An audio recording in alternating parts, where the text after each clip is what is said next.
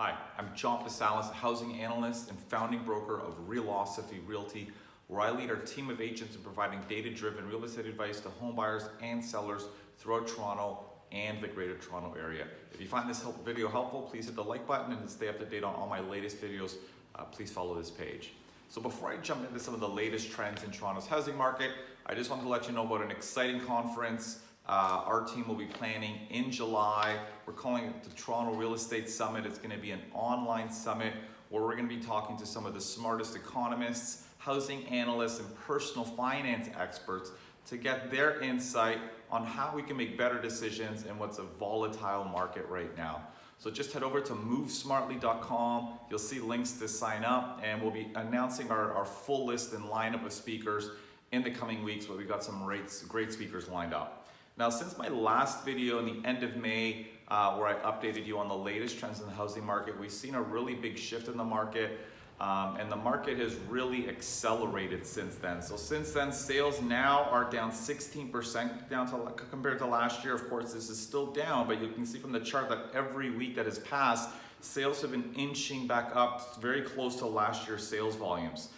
And similarly, when we look at the months of inventory, which just measures the number of homes on the market for sale relative to the demand right now, this keeps declining every week as well, which means that buyers are finding fewer and fewer homes on the market available for them to bid on. So on the ground, this just basically means that there are more bidding wars, there's far more competition. Homes are selling a lot faster than they were a month ago.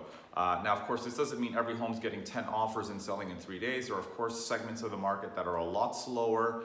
But as a whole, the market is actually accelerating and picking up steam and far more competitive today than it was even a month ago.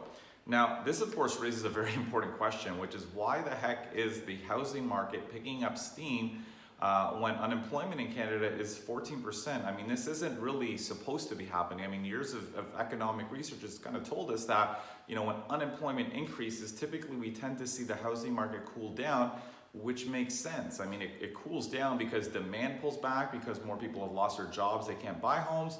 And also those people who have homes sometimes need to sell them as they lose their jobs and they can't afford their mortgage payments. So it raises an important question. Why is Toronto's housing market kind of doing the exact opposite? Unemployment's high, but it's really picking up steam. And I've seen a lot of explanations for this. One, of course, is that interest rates are so low. But this, of course, isn't a great explanation. I mean, interest rates don't create demand. I mean, if you lost your job during this downturn, you're not going to jump back into the market because rates are below 2% now. At the end of the day, you're not going to get a mortgage if you've lost your job. So this rates alone is not an explanation for what's going on. I think the best explanation is that this decline in economic activity we've seen that has resulted in a lot of job losses has probably disproportionately impacted renters more so than home buyers. So it's probably impacted service jobs and more affordable paying jobs, lower paying jobs. And again, this has not impacted sort of the home buyer demand quite as much. I mean, it's going to impact the rental market, but apparently not the home buyer demand. And that's what we're finding on the ground. A lot of the buyers that our agents are working with, I mean, when they hit pause because of the uncertainty, but many of them weren't impacted by this slowdown. I mean, they're working in jobs where they can work from home, and they have been doing that. But they haven't seen their incomes impacted. And I think that's really the big surprise. And I think that's one of the reasons we're seeing this really strong surge in demand. A lot of the buyers who were active 3-4 months ago are still active, or are active today, and are jumping back into the market now that things are starting to open up again. Now, while the market's improving, there's still, of course, some concerns in the horizon, in particular in the fall market. I mean, the summer's going to be very competitive probably. Fall market, the two big concerns still are, you know, once the government subsidies for income have cooled down and their support for businesses, only then are we going to see how many households how many people have permanently lost their jobs and how many households can still keep making their mortgage or rent payments. So that's one factor that we're concerned about. And then the other, of course, is a lot of households who have deferred their mortgages, just concerns about cash flow and income. Well, those mortgage deferrals are also going to come to an end in the fall. And we're going to see how many can keeping up with their payments. Now, I mean, about a month ago, I was probably very concerned about what the fall market's going to look like. I'm a little less concerned now just because of what we're seeing on the ground.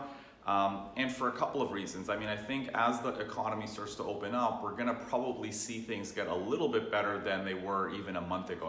I certainly don't expect the economy to be worse, which means I don't expect to see a big decline in demand in the fall market. I think more people will be working and more people will be spending money. Things will generally be a little bit better. They're not going to be back to where they were, but will probably be better than where they are even today. So I don't see a big shock in demand in the horizon.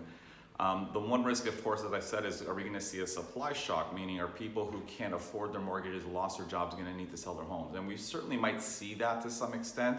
But again, I don't think it's going to be enough to really cool the housing market significantly. I mean, it might sort of dampen or increase inventory and might cool things down a little bit, but I don't think it's going to be the big shock that I think a lot of economists have been worried about. That's going to put really significant downward pressure on prices. Now, the one caveat, of course, is we don't know to what extent, if there is a second wave of the virus that comes back and how significant it's going to be and how that's going to impact the economy. I mean, that's going to be very difficult to predict. And that's the one thing that we're, of course, going to have to be very mindful of and keeping an eye on. Outside of that, I probably think the market's going to be moving forward and probably aggressively straight through the summer, and it's going to be a very competitive market. Now, as always, if anything didn't make sense, if you have any questions, please post them in the comments below. And if you have any specific questions, please feel free to shoot me an email at askjohn@movesmartly.com.